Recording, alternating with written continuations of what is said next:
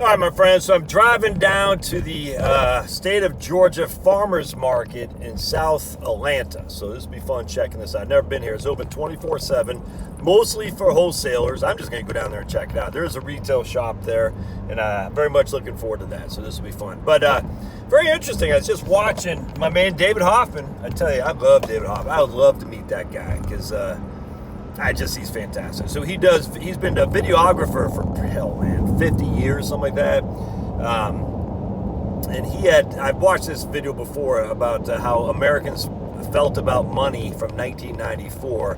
It's essentially a Fidelity investment sales piece. And it's very interesting because one of the portfolio managers at Fidelity said, the 80s were great, but we're not going to get those returns in the 90s. And little did he know, he was sitting like, no one knows, man. That's what makes it fun. Look, can you imagine living in a world where you knew everything? I'm just like, how boring would that be? One of the best things about being a human being and not knowing is that you don't know. It's fun to contemplate, fun to think about. I know worry dwarfs, so fear dwarfs happiness, or fear dwarfs joy by 2 to 1. So basically, we worry twice as much as we feel joy. But at the end of the day, we discount joy and we overestimate worry, if that makes sense. Anyway, so going back, in 1994, this guy said, a portfolio manager, he did not know the freaking gold mine that was waiting. Just come on, man. Why are we not doing this? He did not know the gold mine that was waiting for him from 94 through 99. I mean, the returns that we have from that time frame when the Republicans took over Congress with a Bill Clinton who co-opted a lot of the Republicans' talking points, by the way, it's phenomenal. Now, in 2000, all fell, but even if you're in Wellington Fund or a value fund, you're like a Windsor 2 value index, you did just fine, man, just fine. Even though you got knocked around a little bit in 2002. From 1994 through 2006-7, value funds did great. It's just all there is to it. Relatively to growth funds, not initially, but then when the market crash hit, it hit growth funds more than anything, by far. And of course, this guy said you aren't going to get these same returns in the 90s. He was just wrong. But I mean, you can't blame him because the 80s were so extraordinarily high relative to historical averages. But again, you just look and you listen to these people. It's funny too because there's an older Southern lady, and a lot of people say, "Oh, from the South, they talk slow, they talk with accents. Oh, what do they know?" She goes, "I don't know anywhere else to make money. I just put it in there and use and take capital gains." And I said, "Man," because everyone else talking about CDs, collectibles, real estate. But she was the only lady who said, "Yeah, I just let the capital gains appreciate, and I spend those when I need them." It's just funny because I said kudos to her because imagine how much she is worth now. It'd be great if David Hoffman did a video like, where are they today? I know he didn't actually interview these people, it's Fidelity, but it'd be great. Anyway, the point was, is Fidelity said you got to invest on a regular basis, and I completely agree with that. But they always focus on Social Security won't be enough to live on, and all this stuff. I always chuckle at that because they don't know. I guess if you're a highfalutin portfolio manager at Fidelity, Social Security certainly won't be enough to live on. One of the PMs at Fidelity, and I think Jeff Vinnick, and if memories, I'm sure he took over Peter Lynch's portfolio, Fidelity Magellan, when Lynch retired. I think he ended up owning like the Tampa Bay. Who did he own? No, I think it was Tampa Bay, the Lightning or something like that. I'm sure he did. So these PMs are making bank. Let's just PM being a portfolio manager. Anyway, so going back to 1994, all these people say, I just buy CDs. I don't want to be in the market. They said, what do you think when you hear stock market? And they said, risk, confusing. And then a lot of people are saying, you got to know what you're doing. You got to be expert at this. And then what a couple people said is like, I just want to hire somebody. I want somebody else to take the responsibility from me. I said, oh, that's how these money managers get you. Let us do it for you. I said, oh man, let us take care of it for you. We'll charge you 1% a year, but then you can turn and that's what hit me all of a sudden. I was like, a lot of people in this day and age, they don't want the responsibility. And not just for portfolio managing. They don't want the responsibility to have to think about Jabbas. They don't want the responsibility for have to think about nutrients in their food. They don't want the responsibility. They want to put it off on somebody else. And as such, this is where scientism has come in. I don't want the responsibility because I could make a mistake and I don't trust myself enough. So I'm going to trust the credentialed elite. And even if they're wrong, I can still blame them. You see what I'm saying? See this guy in front of me? He just went around me back there a little bit, like freaking Speedy Gonzalez. Now he's just like, I am Slowpoke Rodriguez. I was like, dude, you went from Speedy to Slowpoke in a matter of freaking 5 minutes. Anyway, so the point being is that people don't want the responsibility for their own actions. And that's what's freaking scary. It just literally just occurred to me, man. If I'm hitting now, the 400 is hitting into 85. This is where the good times always happen right here. And it doesn't matter what time of the day you drive in Atlanta. You come down here, you're always going to get traffic. It does. I mean, literally, it could be freaking witching hour, and you're still going to get traffic because this interchange is insane. We're going insane. All right. So anyway, people don't want to think because they don't want the responsibility. I'm not chastising anybody. And the sad thing is governments know that. Governments say, yes, give us the responsibility. Let us take it off your hands. Is that still recording? I got someone calling me, but I can't tell if it's still recording or not. Someone's calling me from St. Cloud, Minnesota. Where the hell is St. Cloud, Minnesota? It looks like I'm still recording, which I didn't think I could. Well, I had an incoming call.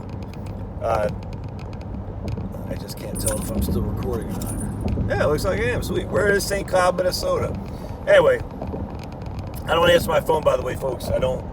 So if you, and I don't hardly check. I do check voicemails, but the issue is I'll check them at a convenient time for me. And generally speaking, that's not going to be a convenient time for me to call back. So I don't ever call back. So if you're trying to get a hold of me, email is the only way to do it. I was talking about Ben yesterday. He goes, I called you a couple times and you never responded. I said, well, I responded by email. Every now and again, I'll respond by text, but again, text, I got family of 6, my brother and sister, I'm in a continuous email, texting with those guys. And as such, my text, you know how it is, it goes from newest to oldest, and if it's oldest within a day, I probably won't ever see it again.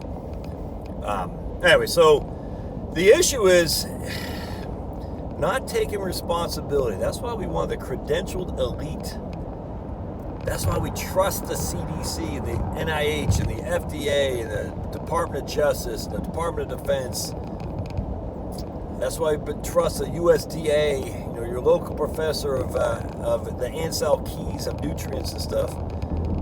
And anyone who speaks against that is going to be, I was talking about my man Dr. Thomas Cowan's book, Cosmic Heart, Human Heart, and he follows some guy, I can't remember, Weston Price or something like that, and one of y'all had posted that Weston Price was a quack, so I'm not going to buy the book. And I said, well, Weston Price didn't actually write the book. Thomas Cowan did, who was actually an active real-life doctor in real life. He relinquished his license for COVID misinformation in the state of California. That's great. I just chuckle. And people will say that, see, that shows he's a quack too. I'm like, because he relinquished his license because of COVID misinformation? Okay. Yeah. I'm here in downtown Atlanta. This midtown actually, and what we got is Georgia Tech over to the right.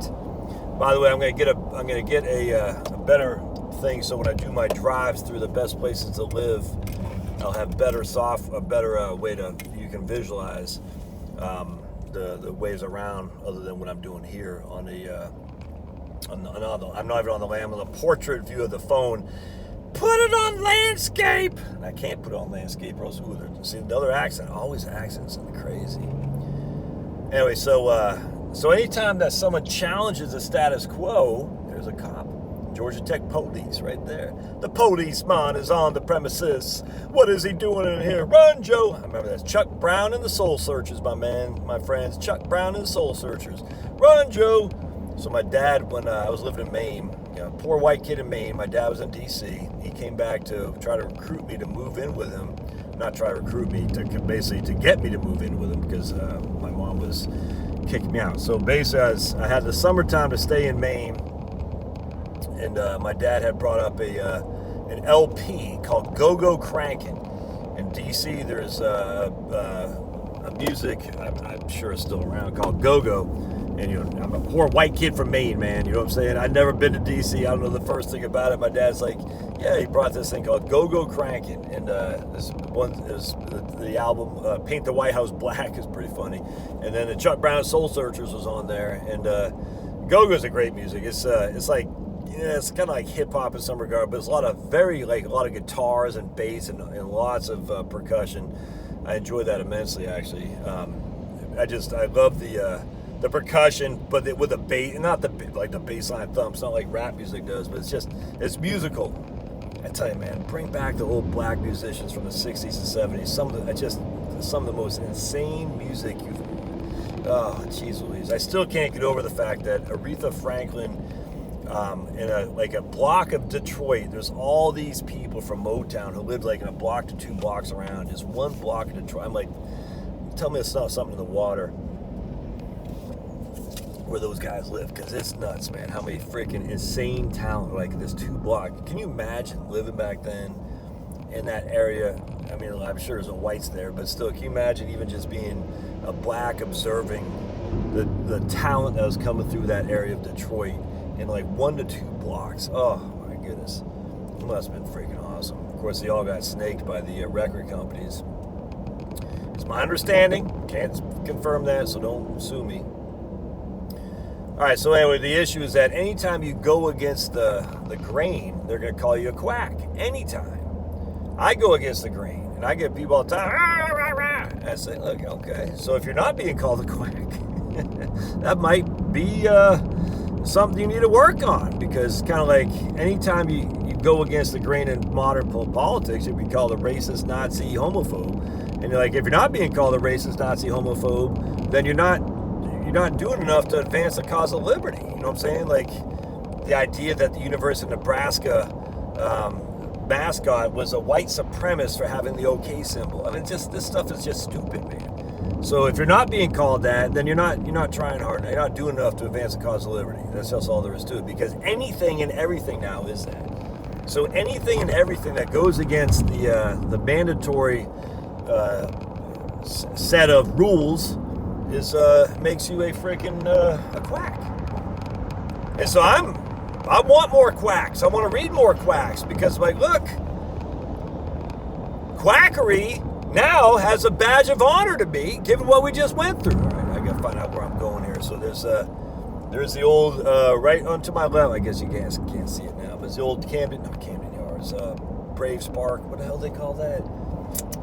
Turner Field. And now Georgia State has taken that over. That's where Georgia State football plays. Anyway, so let me find out where I'm going here to get the state farmers market. All right, we'll see you guys. Love to hear your thoughts. See ya.